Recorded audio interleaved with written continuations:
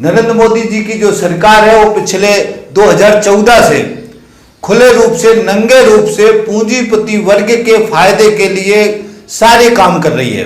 तो एक सुनियोजित इनका प्लान था, जिस प्लान के तहत वो श्रम कानूनों को खत्म करके देश की जो मेहनतकश वर्ग है उसको गुलामी में धकेल करके पूंजीपति वर्ग के फायदा कराने के लिए ये पहले से सुनियोजित तरीके से काम कर रहे थे। इसी समय में एक कोरोना आ गया, ये महामारी आ गई, एक आपत्ति आ गई देश के सामने।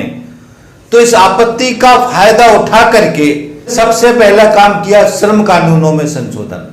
जो श्रम कानूनों में साथियों संशोधन किया, उसकी वजह से लगभग इन्होंने श्रम कानूनों का जो आधार था, मुख्य आधार था, श्रम कानूनों का मुख्य आधार ये था कि जो है जो रोजगार है, श्रम है, नौकरी की सुरक्षा थी, स्थायी नौकरी, ट्रेड यूनियन राइट से ही मजदूर अपने वेतन बढ़ाने में सफल होता था।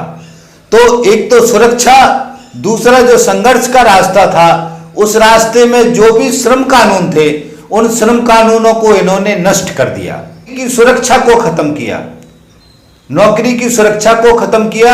और जो मालिकों के ऊपर जो पूंजीपति हैं उनके ऊपर दंड थे, श्रम कानून पालन नहीं करेंगे तो उनको दंड मिलेंगे, श्रम कानून पालन कर रहे कि नहीं कर रहे इसकी जांच होगी। तो ये वाला जो पक्ष था, इस पक्ष को पूरी तरीके से खत्म कर दिया। अब कोई इन्वेस्टिगेशन नहीं होगा जांच का कि श्रम कानून का पालन हो रहा कि नहीं हो रहा, पहला काम। दूसरा इसी में इन्होंने किया कि तो बेसिक जो फंडामेंटल था श्रम कानून का, स्थायी नौकरी का आधार खत्म कर दिया। अब किसी की स्थायी नौकरी नहीं होगी। तो ये जो बेसिक आधार था, उसको आधार को इस नरेंद्र मोदी की सरकार ने खत्म कर दिया। उसके साथ साथियों शोषण को और बढ़ाने के लिए 8 घंटे की जगह 12 घंटे है। और उत्तर प्रदेश सरकार बहुत सारे जितने भी सुरक्षाएं थी, तो नंगे रूप से जो भी श्रमिकों की सुरक्षा थी उसको खत्म कर दिया। ये कोरोना की महामारी में ये बहुत ही दुखद है साथियों, और इसको देश के यूथ को, नौजवान को, जनता को समझना है। 8 घंटे काम, 8 घंटे आराम, 8 घंटे समाज के लिए जो लिया था, 150-200 साल का संघर्ष है ये श्रमिकों का। हजारों लोगों की जानें गई हैं, कुर्बानियां होंगी, जिसके बाद ये श्रम कानून बने थे साथियों, जिसको ये बीजेपी आरएसएस का जो ये सरकार है, नरेंद्र मोदी का सरकार, उसने एक झटके में सारे श्रम कानूनों को नष्ट करने का काम किया। तो ये जो है वापस 150-200 साल पुरानी हमको गुलामी में धकेल दिया। इस बात को अच्छी तरीके से समझना, इसका आर्थिक इंपैक्ट होगा। श्रमिकों से का पैसा लुट गया, अब श्रमिकों को ज्यादा पैसा नहीं मिलेगा, उनकी श्रम की कीमत बहुत सस्ती हो गई, घट गई। अब इससे पूंजीपति का मुनाफा बढ़ेगा। लाखों करोड़, हजारों करोड़ का ये पैकेज श्रम कानूनों को बदल करके नरेंद्र मोदी ने पूंजीपतियों को दे दिया। पूंजीपतियों को फायदा होगा। थोड़ा सा बता देता हूं, जैसे उदाहरण के लिए ये कारखाने में 1000 श्रमिक काम करते हैं और 1000 श्रमिक को कानून के हिसाब से परमानेंट करना पड़ेगा, तो उनको 40,000 50,000 रुपए वेतन देना पड़ेगा। यदि ये सब नष्ट हो गया तो अब वो श्रमिक उनको 8,000 10,000 में मिलेंगे। एक श्रमिक पे 40,000 रुपए महीना बचा। अब आप 40,000 रुपए महीना गुणे 1000 कर दो तो 1 महीने का हो गया। आप जोड़ लीजिए कितना हो जाएगा। उसके बाद से अगर आपने उसको फिर 12 महीने का जोड़ लीजिए, उसको फिर 5 साल का जोड़ लीजिए, तो ये हजारों करोड़ रुपया होगा जो अप्रत्यक्ष रूप से लूट लिया। इसी से असमानता बढ़ेगी, अमीरी गरीबी की असमानता बढ़ेगी, और अमीर होगा पूंजीपति और बड़ा पूंजीपति होगा, गरीब और गरीब होगा, जो मध्यम वर्गीय आदमी है वो भी और गरीब होगा। तो ये नीतिगत सवाल है, राजनीतिक रूप से हमको समझने की जरूरत है कि ये बहुत ही बड़ा धोखा, बहुत ही बड़ा षड्यंत्र नरेंद्र मोदी की सरकार ने इस कोरोना काल में किया, जिसके लिए हमारी मांग है, हम सरकार से मांग कर रहे हैं कि ये जो श्रम कानून आपने एक तरफा खत्म किए हैं उनको रिकवर करो, 8 घंटे का जो कानून है उसको वापस करो, स्थायी नौकरी दो, परमानेंट नौकरी का जो कानून है उसको लागू करो, और जो जांचें हो, श्रम कानूनों का पालन हो, जो मालिकों के ऊपर जो श्रम कानून को नहीं मानता है उसके ऊपर जो कोर्ट में दंड का प्रावधान है उसको वापस रिकवर करो। ये सारी मांगे हैं श्रम कानूनों के अंदर। जिसको हमको लड़ना होगा साथियों। देश के नौजवानों को, खासतौर से छात्रों नौजवानों से मैं अपील कर रहा हूं, इस बात को समझें और समझ करके आगे संघर्ष, राजनीतिक रूप से संघर्ष करने की मानसिकता बना। और ये समझो अच्छी तरीके से कि बीजेपी की जो सरकार है, आरएसएस जो पीछे से सरकार को चला रही है, ये पूंजीपतियों के लोग हैं, पूंजीपतियों के एजेंट हैं ये। इसलिए पूंजीपति इनको लाखों लाखों हजारों करोड़ पैसा दे रहे, जिसमें सांसद विधायक खरीद रहे, नंगा नाच कर रहे, मुर्गा, दारू, शराब, पैसा, टूट पैसा, ये पैसा यही पूंजीपति इनको देते हैं, पूंजीपति पालते हैं, पूंजीपतियों को लाखों लाखों हजारों करोड़ का ये फायदा पहुंचाते हैं। तो ये इस राजनीति को हमको समझना है, ये राजनीति नंगे रूप में है। इस बात को साथी हमारी देश की जनता को समझना, पहला सवाल यह है। दूसरा सवाल यह साथियों कि जो कोरोना काल में जो सबसे बुरी स्थिति हो गई है, खासतौर से गरीब आदमी की, 20 लाख करोड़ का जो पैकेज का घोषणा किया नरेंद्र मोदी की सरकार ने, पूरा पैसा पूंजीपतियों के हवाले किया। गरीब आदमी को उसमें कुछ नहीं मिला। जो राशन की घोषणा की है, वो राशन भी किस तरीके से मिलेगा, कितने लोगों को मिलेगा, पता नहीं है। तो इसमें साथी मांग ये है कि आज की तारीख में जो इकोनॉमी बैठ गई है, इसको रिवाइव करने के लिए सबसे ज्यादा जरूरी है कि जो आम मजदूर है, गरीब है, उसके हाथ में नगद पैसा आए। नगद पैसा आएगा तभी ये इकोनॉमी सर्वाइव होगी। जिसमें मांग की है मार्क्सवादी कम्युनिस्ट पार्टी ने कि 6 महीने तक 7,500 रुपये महीना उन लोगों को जो टैक्स के दायरे से इनकम टैक्स नहीं चुकाते हैं, उसके अलावा जो भी जनता है, सबके खाते में इतने पैसे डालो।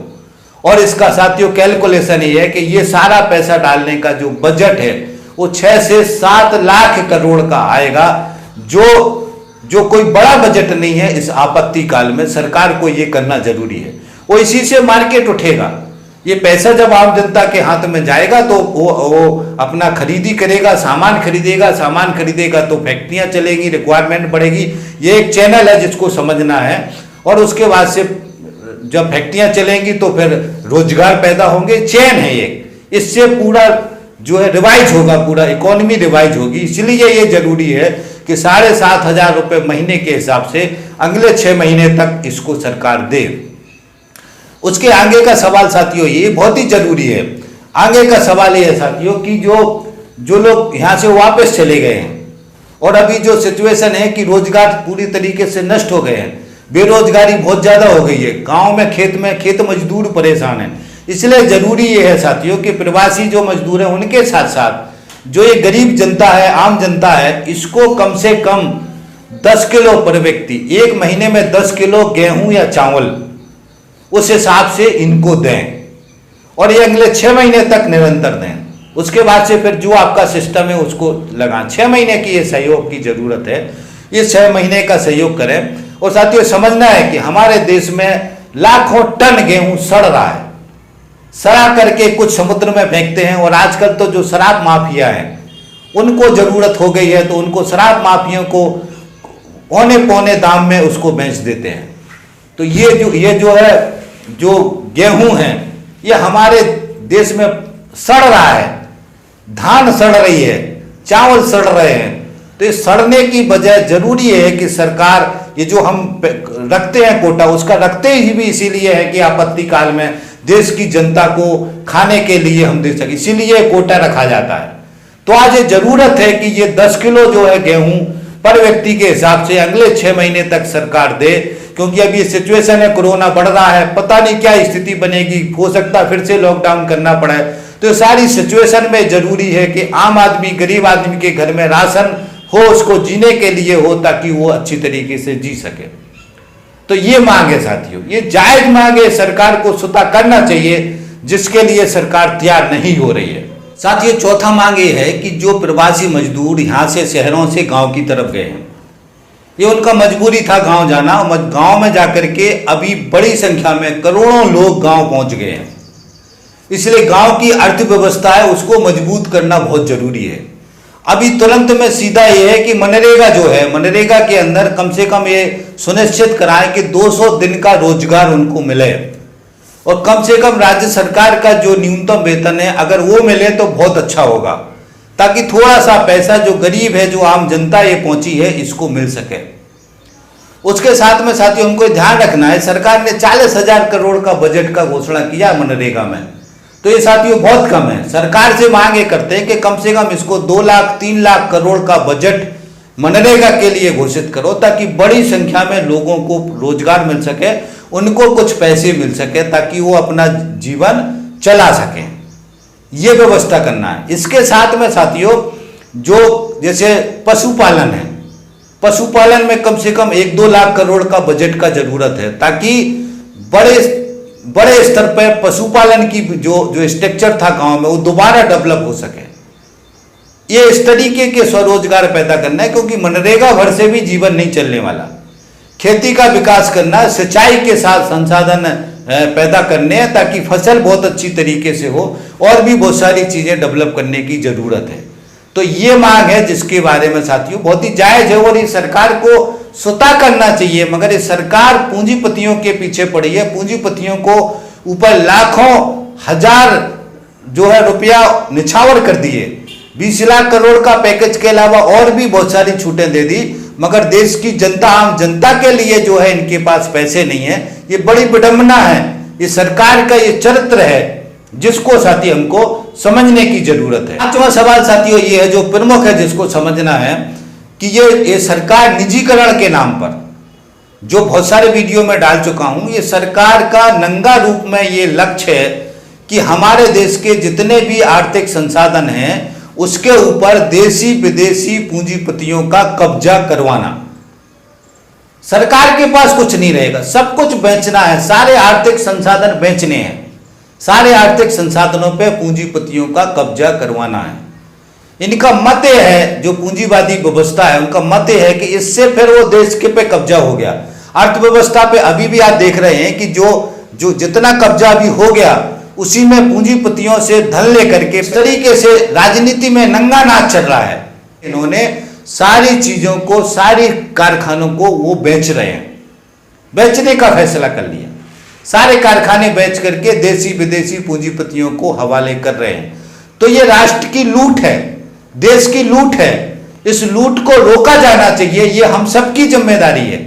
जो भी राष्ट्रभक्त हैं, देशभक्त हैं, जो देश से प्रेम करते हैं, प्यार करते हैं, उन सबकी जिम्मेदारी है कि देश को ये कोड़ियों के भाव लूटा जा रहा है, वापस पूंजीपतियों का गुलाम बनाया जा रहा है, इसको रोकें। दूसरा पक्ष इसमें है कि जो हमारे आर्थिक संसाधन हैं, प्राकृतिक संसाधन हैं, जो मिनरल्स हैं, जो हमारी जमीन के अंदर जो पदार्थ हैं, जो सोना निकल रहा है, जो बहुत सारे कोयला निकल रहा है, इतने सारे तेल निकल रहा है, मिनरल्स निकल रहे हैं, बहुत सारे हैं जिसको मैं बता नहीं सकता आपको। तो इसमें तय किया है कि 200 खदानें तुरंत निजी पूंजीपतियों को सौंपी जाए। तो जो ये संपदा है हमारे देश की जमीन के अंदर, जो प्राकृतिक संपदा है, उसकी नंगा नाच, नंगा लूट भारतीय जनता पार्टी और आरएसएस ने तय कर लिया, और ये सारा निजी पूंजीपतियों के ऊपर निछावर कर रहे हैं, निजी पूंजीपतियों के हवाले कर रहे हैं, और निजी पूंजीपति इससे मुनाफा कमाएंगे। तो ये बहुत ही दुखद है जिसको उन्होंने फैसला कर लिया है। पूरे देश का कोई भी सेक्टर, कोई भी क्षेत्र नहीं जिस पे देशी विदेशी पूंजीपति कब्जा ना करे। अब ऐसी हालत हो गई है कि अंग्रेज की एक कंपनी आई थी, ईस्ट इंडिया कंपनी, जिसने हमारे देश पे कब्जा किया, देश को गुलाम बनाया। अब ये आज बीजेपी आरएसएस ये पूंजीपतियों के जो एक एजेंट के रूप में काम कर रहे हैं, ये सुनियोजित तरीके से देश के सारे आर्थिक संसाधन, सारे प्राकृतिक संसाधन, सब पर पूंजीपतियों का कब्जा करा के देश को आर्थिक रूप से पुनः गुलाम करने का जो है रास्ता वो उन्होंने बना दिया है। सब कुछ बेच रहे। रेलवे जैसा जो संस्थान था उसमें निजी ट्रेनें चलना शुरू हो गई, निजी ट्रेनें चलाने की घोषणा कर दी। वो झूठे लोग, प्रधानमंत्री को नरेंद्र मोदी 10 बार भाषणों में कह चुके कि रेलवे का निजीकरण नहीं करेंगे। कौन कह रहा है कि रेलवे का निजीकरण होगा? भाषण बहुत अच्छे देते हैं, मगर ये धोखा है, झूठ बोलने में माहिर हैं। इतने झूठे लोग हैं, हर चीज में झूठ बोलते हैं, इनको झूठ बोलने में कोई भी शर्म और लज्जा नहीं है। सैकड़ों वीडियो है एफडीआई में, 100% एफडीआई में कितना लंबा भाषण देते थे, देश बंद किया इन्होंने और बाद में 100% एफडीआई कर दी। तो ये झूठे देश के साथ धोखा कर रहे हैं। इस पॉलिटिक्स को, इस राजनीति को हमको समझने की जरूरत है। भारतीय जनता पार्टी जिन मुद्दों को विरोध करती है, उन्हीं मुद्दों को लेकर के वापस वो सारे काम कर रहे हैं जिनका ये विरोध कर रहे थे, और सत्ता में आने के बाद से।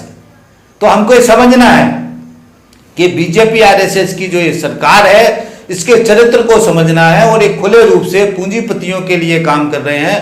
देश पर को गुलाम, वापस गुलाम, पूंजीपतियों का गुलाम बनाने का काम कर रहे हैं, जिसके लिए इन्होंने सारा कुछ निजीकरण करके पूरे देश के सारे संस्थान, एयरपोर्ट बेच रहे हैं। यहां तक कि इन्होंने सैटेलाइट, अंतरिक्ष का जो है वो भी निजी पूंजीपतियों को सौंपने का फैसला कर लिया है।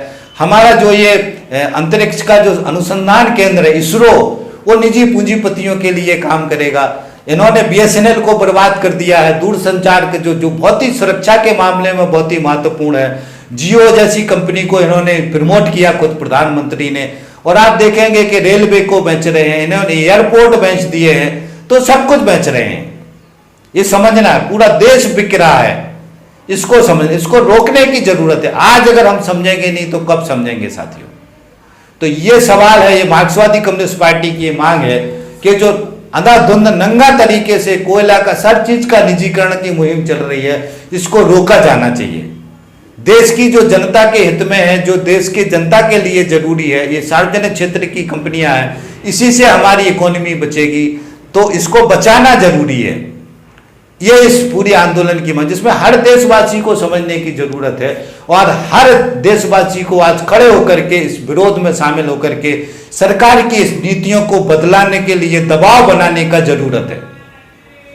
तो एक सवाल साथी ये था। एक चीज और समझना है साथियों, ये निजी पूंजीपतियों को हवाला करने का मतलब ये सारे संसाधनों का मुनाफा अभी देश के खजाने में आता, जैसे बीएचईएल है, एनटीपीसी है, ऑयल कॉर्पोरेशन है, बहुत सारी कंपनी, रेलवे है, इनसे जो मुनाफा पैदा होता है वो देश के खजाने में आता है। और देश के खजाने के मुनाफे से हम जो है बहुत सारे देश की जनता के हित में काम करते हैं, इससे रोजगार पैदा होते हैं। इसमें दबे कुचले लोग, बहुत सारे लोग रेलवे में ऐसे नौकरी कर रहे हैं जो विकलांग हैं, अपाहिज हैं, विधवाएं हैं। तो एक सामाजिक सरोकार है इसके साथ में। पूंजीपति के हवाले होने के बाद पूंजीपति का कोई सामाजिक सरोकार नहीं है, और ये मुनाफा पूंजीपति के जेब में जाएगा, उसकी निजी संपत्ति होगी।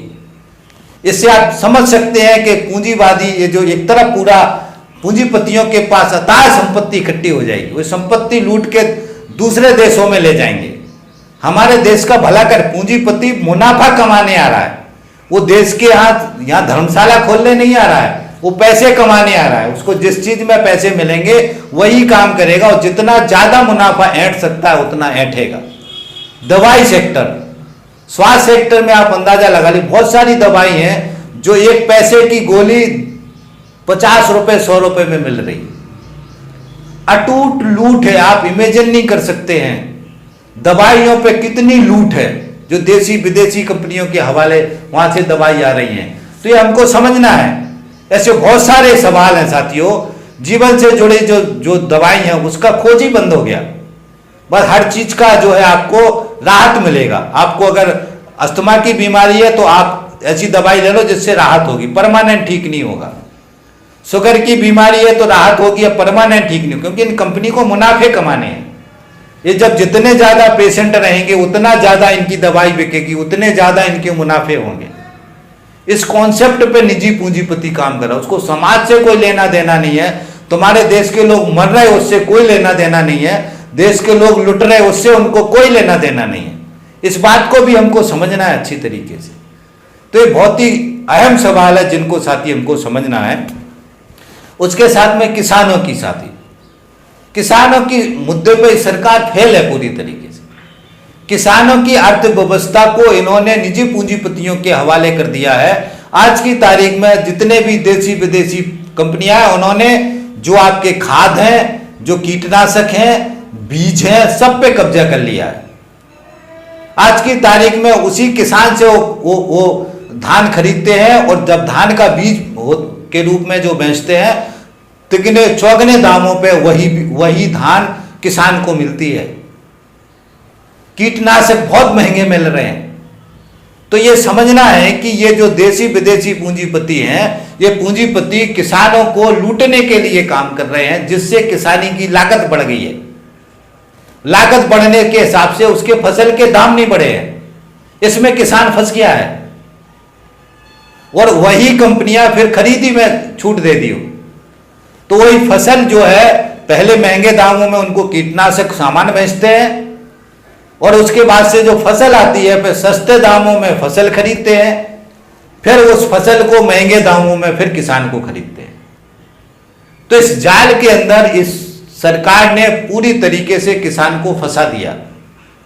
किसान लुट रहा है, इसीलिए मजबूर होकर के बहुत सारे किसान आत्महत्या कर रहे हैं, आत्महत्या करने को मजबूर हो रहे हैं, उसको ऋण दे रहे हैं, ये कंपनी ऋण दे रहे हैं, उसके जीवन को बिल्कुल पूरी तरीके से बर्बाद करने का, निचोड़ने का, उसका शोषण इस तरीके से हो कि उसका जिंदगी में उसको देसी विदेशी कंपनियां निचोड़ सकें। यह व्यवस्था नरेंद्र मोदी की सरकार ने बना दी है। इससे लड़ना होगा हमको। सारी सब्सिडी खत्म कर दी, किसानों को जो सब्सिडी देते थे सारी सब्सिडी खत्म कर दी। तो ये सारी सवाल है, बहुत सारे अहम सवाल हैं जिस पे हमको लड़ने की जरूरत है, और इन सवालों को मुद्दा बना करके हमको आगे बढ़ाने की जरूरत है।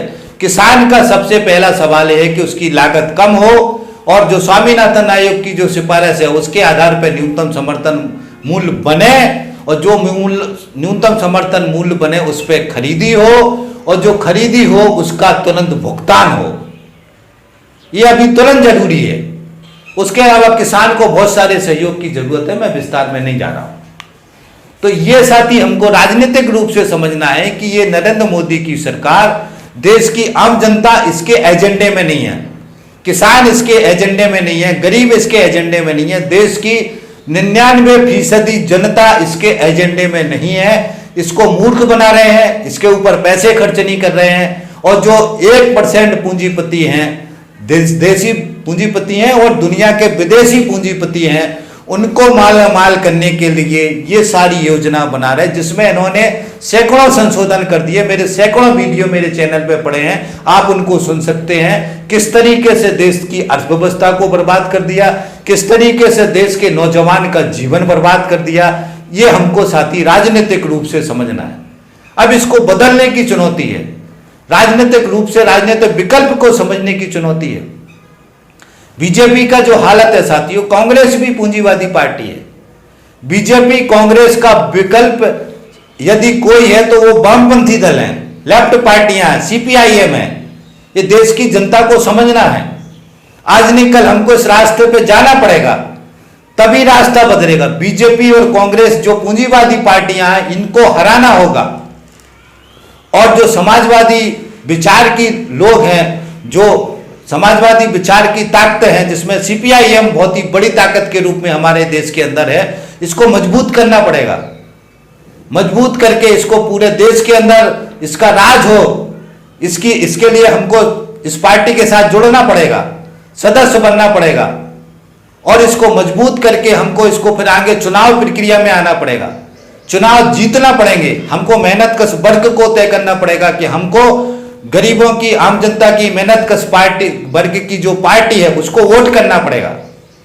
ये सारी चुनौतियां हैं जो हमारे सामने, जिसको हमको समझना पड़ेगा, तभी बदलाव होगा। नहीं तो ये सुनिश्चित है कि हमारा देश पूंजीपतियों का गुलाम होगा और ये पैसे का नंगा नाच चलेगा। एक पक्ष और है साथी जिसको हमको ध्यान रखना है, वो है जो ये लड़ाई चल रही, हिंदू मुसलमान चल रहा है। जितना भी हमारे देश के अंदर हिंदू मुसलमान का जहर बोया गया, ये बहुत ही दुखद है। मैं आपको बताना चाहता हूं कि दुनिया के ऊपर एक साजिश होती है, किसी देश को बर्बाद करना है तो उस देश की जनता में आपस में लड़ाई करा दो। ये विदेशी जो दुश्मन ताकतें हैं वो ये साजिश करती हैं। हमारे देश के अंदर ये साजिश आरएसएस कर रहा है, बीजेपी कर रही है। नंगे रूप में, खुले रूप से उन्होंने पूरी देश के अंदर हिंदू मुसलमान का जहर बोया, सुनो, हर मुद्दे में बोया, और इसका साथ मीडिया ने दिया। मीडिया पूंजीपतियों का है, समझ लो, पूरा ये तंत्र है, मीडिया भी इसके साथ जुड़ा हुआ है। तो मीडिया ने साथ देकर के हिंदू मुसलमान का ये घृणा आपस में फैलाया। हमारे देश के अंदर धर्म के नाम पर ध्रुवीकरण किया, जिससे उन्होंने इलेक्शन भी जीते, चुनाव भी जीत रहे हैं वो, और पूरी तरीके से इस घृणा से वो असल मुद्दों से देश की जनता को भटका दे रहे हैं। इसलिए राजनीति का सवाल आज की तारीख में राम मंदिर है, 370 है, और भी बहुत सारी चीजें जिससे हम गौरवान्वित हो रहे हैं। हमारा देश का जनता गौरवान्वित हो रही है, उनको मजा आ रहा है कि 370 नरेंद्र मोदी ने हटा दिया, इसलिए हम बहुत ही, हमारा सीना चौड़ा हो गया और हम बीजेपी आरएसएस के साथ हैं। राम मंदिर बनने वाला है इसलिए हम बीजेपी आरएसएस के साथ हैं। ये इस तरीके के सवाल जिनका कोई आर्थिक पहलू नहीं है, ऐसे सवालों का इज्जत का मुद्दा बना करके उसको हमारे दिमाग में डाल रहे हैं। इस बात को समझना है। जाति के सवाल, धर्म के सवाल, इज्जत के सवाल, ये सारे सवाल, ऐसे सवाल, राजनीति के सवाल बीजेपी आरएसएस बना रहा है और मीडिया बना रहा है जो आर्थिक सवाल नहीं है, जिससे धन का मिश्रण नहीं है, जिससे धन पैदा नहीं होता, जिससे धन का जो असमानता है वो कम ज्यादा नहीं होती है।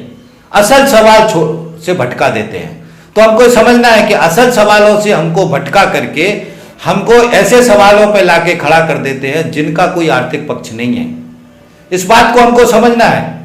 इसलिए जो धर्म के नाम पे ये पॉलिटिक्स चल रही, हिंदू मुसलमान का जो लड़ाई चल रहा है, अभी एक खास कमिटी मुस्लिमों को टारगेट बना करके और उन पर दमन कर किए जा रहे हैं, और ये हिंदुओं के अंदर एक वर्ग है जिसके अंदर उन्होंने नफरत पैदा कर दी, तो उस वर्ग को मजा आ रहा है। तो ये देश के विनाश के सिग्नल है, ये देश के बनाने के सिग्नल नहीं है, देश के विनाश के सिग्नल है। देश इसमें बर्बाद हो जाएगा। देश की एकता बनाने की, आपसी एकता बनाने की जरूरत है। ये इस तरीके की गंदी पॉलिटिक्स बीजेपी आरएसएस कर रहा है, और जो भी ये चल रहा है, जितने भी मुद्दे, दिल्ली में दंगे हुए, सुनियोजित दंगे हुए, 3 दिन तक काटमार चली, और दिल्ली में सारे सरकार बैठी हुई है, प्रधानमंत्री बैठा हुआ है, गृह मंत्री बैठा हुआ है, 3 दिन तक इन्होंने रोका नहीं उसको। तो ये नंगा नाच है, ये हमको समझना है। ये जो चल रहा है इससे एक वर्ग है जिसको मजा आ रहा है। इसी तरीके का ध्रुवीकरण करके वो पॉलिटिक्स करना चाहते हैं। ये बहुत ही खतरनाक है। जितने भी तानाशाह रहे हैं, चाहे हिटलर हो, मोसी, और भी जितने भी रहे हैं, जितने भी हिटलर रहे हैं, जितने भी तानाशाह रहे हैं, सबका यही चरित्र रहा है। इसलिए हमको इस चरित्र को समझना। हमारे देश के अंदर हमको तानाशाही नहीं चाहिए, ये लोकतंत्र है। इसलिए धार्मिक ध्रुवीकरण, जाति के नाम पर ध्रुवीकरण जो हो रहा है, इसको हमको समझना है, इससे बाहर निकलना है, इसके जाल में नहीं फंसना है। एक साजिश है ये देश की जनता को दिमागी रूप से गुलाम बना करके असल मुद्दों से भटकाने की ये साजिश है। इस साजिश को हमको अच्छी तरीके से समझना है, और इस साजिश के समझ करके इस साजिश के खिलाफ में हमको खड़ा होना है। साजिश में फंसना नहीं है, ये साथियों हमको समझना है। ये बहुत ही जरूरी है। इसको अगर हम नहीं समझेंगे तो हमारा देश नहीं बच पाएगा, हमारी देश की एकता नहीं बचेगी, देश की सामूहिकता नहीं बचेगी। बिना एकता के, सामूहिकता के हमारे देश का विकास कभी नहीं हो सकता है। हम कभी भी महाशक्ति नहीं बन सकते हैं, ये अटल सत्य है। इस बात को हमको समझना है। इसके बाद एक और समझनी है कि ये बीजेपी आरएसएस के लोग झूठ बोलने में मास्टर है। आईटी सेल इन्होंने बना के रखा, बहुत झूठ बोलते हैं, हर चीज में झूठ। नरेंद्र मोदी जैसा व्यक्ति जो प्रधानमंत्री है, उससे बड़ा कोई आदमी नहीं है, सैकड़ों झूठ बोले, आज भी झूठ बोल रहे हो। होता कुछ है, कहते कुछ है, करते कुछ है, प्रेजेंट कुछ करते हैं। तो ये इनका प्रोपेगेंडा है, प्रोपेगेंडा में ही मास्टर है। और आम जनता में जो आरएसएस का स्ट्रक्चर है, वो पूरी तरीके से आम जनता में एक माहौल बनाता है। नरेंद्र मोदी से अच्छा कोई नहीं है आज की तारीख में। नरेंद्र मोदी पुतला है, पुतला। नरेंद्र मोदी के हाथ में कुछ भी नहीं है। पूंजीपति डिसाइड कर रहे हैं, जो वो कह रहे हैं वही नरेंद्र मोदी कर रहा है। तो ये साथियों जो अहम सवाल थे मैंने आपके सामने रखे हैं, और मुझे उम्मीद है कि मैंने जो सवाल उठाए हैं इस आम सभा के माध्यम से, ये पॉलिटिकल सवाल हैं, राजनीतिक सवाल है, जिनको आप सोचेंगे और आने वाले समय में आप जागरूक होकर के आंदोलनों की कतारों में खड़े होंगे, और हमको देश को बचाने के लिए, देश की अर्थव्यवस्था को बचाने के लिए, देश को पुनः गुलाम होने से बचाने के लिए सारी ताकतें खड़ी होंगी। आप सब मिलकर के देश को बचाएंगे। इसी आशा उम्मीद के साथ मैं अपनी बात खत्म करता हूँ। थैंक यू साथी, धन्यवाद। इंकलाब जिंदाबाद।